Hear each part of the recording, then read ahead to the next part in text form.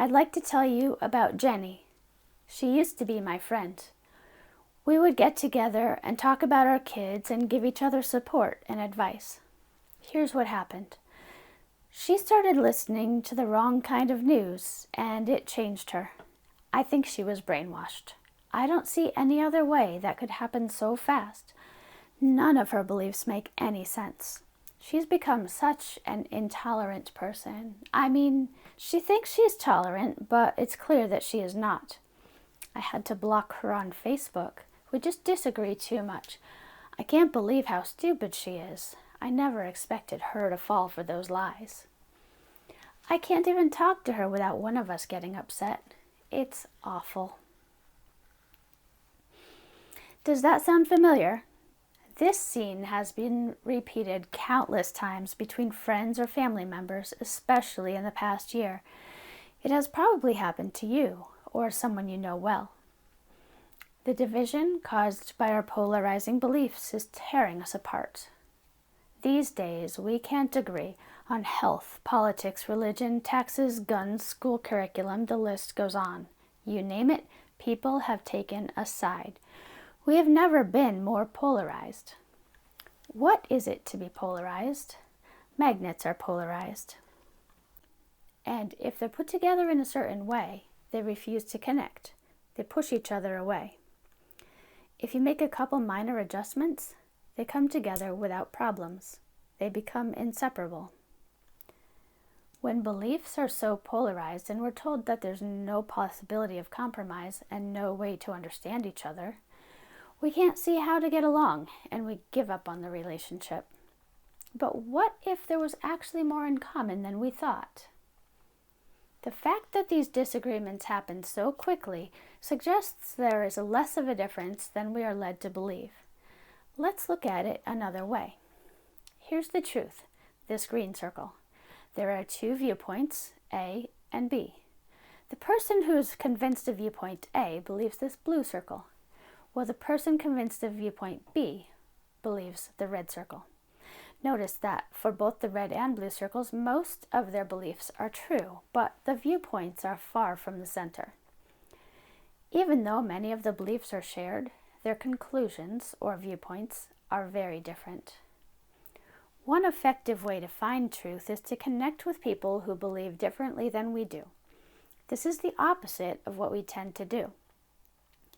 If we surround ourselves only with people who share our viewpoint, we will not be challenged to ask the right questions.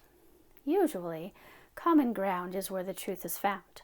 Most of these shared beliefs are true. In order to get to the truth, the things we don't agree on should be discussed and analyzed honestly. It is critical to find common ground. Finding common ground requires three things. The first is realizing each other's good intentions. Just about everyone I know has good intentions. Probably most people you do as well. It's pretty safe to say that none of you like to see people being taken advantage of, cheated, or sick, and that you care about people who are hungry or in pain. It's also pretty safe to say that there are some people here who hold very different beliefs than others. When people have arguments, both sides think that because the other disagrees, they must have bad intentions. That is not true at all. When we don't understand the beliefs of a group of people, we no longer see them as having good intentions. This makes it easy to criticize them and discredit their beliefs. If we can remember that basically everyone has good intentions, we will find ourselves much more willing to listen to their perspective and the reasons for their differing beliefs.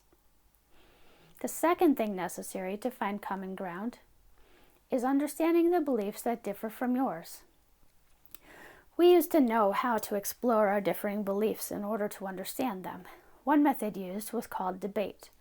What we typically do now is not debate, but argument.